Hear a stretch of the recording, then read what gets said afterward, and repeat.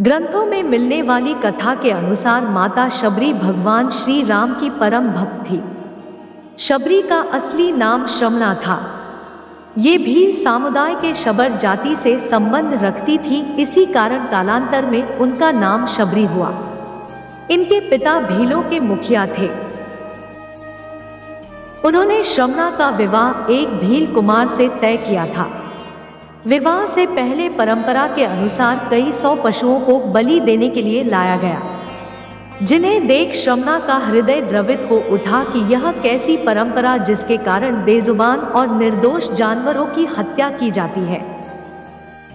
इसी कारणवश शबरी अपने विवाह से एक दिन पूर्व वह भाग गई और दंडकारण्य वन में पहुंच गई। दंडकारण्य में मातंग ऋषि तपस्या किया करते थे। श्रमणा उनकी सेवा करना चाहती थी, परंतु वह भील जाति से थी, जिसके कारण उन्हें लगता था कि उन्हें सेवा करने का अवसर नहीं मिलेगा। लेकिन इसके बाद भी वे चुपचाप प्रातः जल्दी उठकर आश्रम से नदी तक के रास्ते से सारे कंकड़ और कांटों को चुनकर पूरे रास्ते को भलीभांति साफ कर दिया करती थी और रास्ते में बालू बिछा देती थी। एक दिन जब शबरी यह सब कार्य कर रही थी तो ऋषिश्रेष्ठ ने उन्हें देख लिया। वे शबरी की सेवा भावना से अत्यंत प्रसन्न हुए। उन्होंने अपने आश्रम में शरण दे दी। शबरी वहीं पर रहने लगी। एक दिन जब ऋषि मातंग को लगा कि उनका अंत समय निकट है, तो उन्होंने शबरी से कहा कि वे अपने आश्रम में ही प्रभु श्री राम की प्रतीक्षा करें। वे एक दिन अवश्य ही उनसे मिलने आएंगे। मातंग ऋषि की मृत्यु के पश्चात शबरी का समय भगवान राम की प्रतीक्षा में बीतने लगा।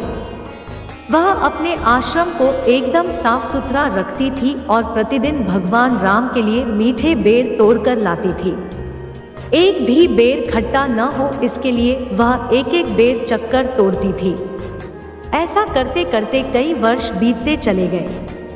एक दिन शबरी को पता चला कि 2 सुंदर युवक उन्हें खोज रहे हैं। वे समझ गई कि उनके प्रभु राम आ गए हैं। अब तक उनका शरीर बहुत वृद्ध हो गया था, परंतु अपने प्रभु राम के आने की खबर सुनते ही उसमें चुस्ती आ गई और वो दौड़ती हुई अपने प्रभु राम के पास पहुंची और उन्हें घर लेकर आई और उनके पांवों को धोकर बैठाया। इसके बाद उन्होंने अपने तोड़े हुए मीठे बेर राम को दिए। भगवान राम ने बड़े प्रेम से वे बेर खाए और अपनी भक्त शबरी की भक्ति को पूर्ण किया। राम जी ने लक्ष्मण को भी बेर खाने को कहा, लेकिन उन्हें जूठे बेर खाने में संकोच हो रहा था। फिर भी अपने भ्राता श्री राम का मन रखने के लिए उन्होंने बेर उठा तो लिए, लेकिन खाए नहीं।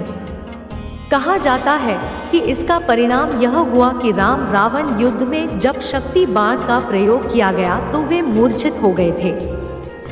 हे प्रभु श्री राम, जिस तरह से आपने माता शबरी पर अपनी कृपा बरसाई, ऐसे ही हम सबके ऊपर अपनी कृपा दृष्टि बनाए रखना।